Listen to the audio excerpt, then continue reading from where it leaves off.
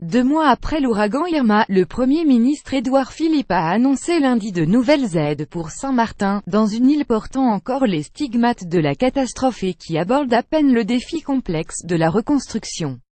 Pour la dernière journée de sa tournée aux Antilles, le chef du gouvernement a annoncé des mesures financières pour favoriser le redécollage de l'économie de l'île, ainsi que celle de sa voisine Saint-Barthélemy où Édouard Philippe doit passer dans l'après-midi.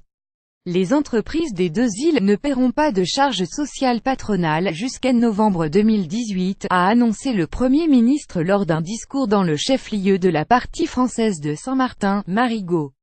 L'État va aussi accorder une aide de 62 millions d'euros à la collectivité territoriale de Saint-Martin afin de compenser le manque à gagner de la collectivité en termes de recettes fiscales. Certains s'étonnent qu'il n'y ait pas un plan de l'État de X milliards d'euros pour la reconstruction de Saint-Martin. Ce n'est pas ma manière de concevoir la politique. Les Outre-mer ont trop longtemps souffert de ce qu'on appelle parfois la maladie des annonces et du syndrome des promesses de tarmac, a plaidé le Premier ministre, qui a aussi annoncé qu'un membre du gouvernement se rendrait sur place tous les 2 mois. Édouard Philippe, qui s'est entretenu avec Daniel Gibbs, le président de la collectivité de Saint-Martin, a confirmé le mécanisme d'aide d'urgence pour les Saint-Martinois les plus démunis, promis par Emmanuel Macron lors de sa visite il y a 1 mois et demi. La collectivité ayant réclamé qu'il ne s'agisse pas d'un versement en espèces, un système de cartes prépayées, utilisable exclusivement sur la partie française de l'île, a été retenu et sera opérationnel dans 10 jours, selon Édouard Philippe.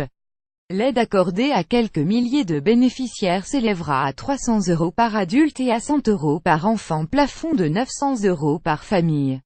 Dans la matinée, le Premier ministre avait supervisé la rentrée scolaire dans une des écoles primaires de l'île dans la commune populaire de Cartier d'Orléans. On a une rentrée qui, globalement, et je le dis avec humilité, se passe bien, et c'est indispensable parce que c'est un des éléments du retour à la normale, qui sera long mais est en route, a-t-il déclaré, aux côtés des ministres Jean-Michel Blanquer Éducation et Annick Girardin Outre-mer. Lenteur des assurances. Conformément à l'objectif du gouvernement, tous les élèves ont repris le chemin des classes lundi, même si 4 établissements restent impraticables et qu'un système de rotation matin-après-midi des élèves a dû être mis en place dans certaines écoles.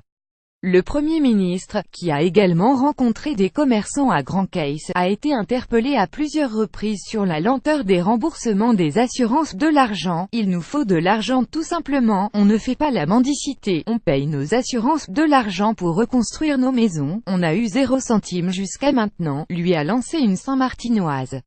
Aujourd'hui, on attend les remboursements de l'assurance. On n'a encore rien touché, donc on ne peut pas redémarrer, a aussi expliqué Sandra Vaudel, qui gère avec Marie un magasin d'art de la table, pillé à de nombreuses reprises après Irma. On essaie de faire en sorte que ça avance, lui a répondu le Premier ministre.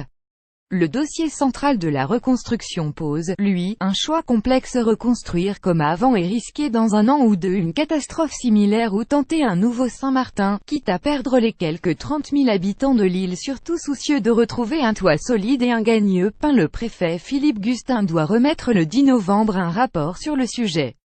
Mais l'État affiche déjà sa volonté d'une reconstruction exemplaire. Nous ne pouvons pas reconstruire comme si rien ne s'était passé, plaide le Premier ministre depuis samedi. La question principale concerne le nombre important d'habitations sans permis, dont la reconstruction au même endroit pourrait être freinée. Après un passage en Martinique samedi et en Guadeloupe dimanche, Édouard Philippe doit quitter les Antilles lundi soir pour Paris.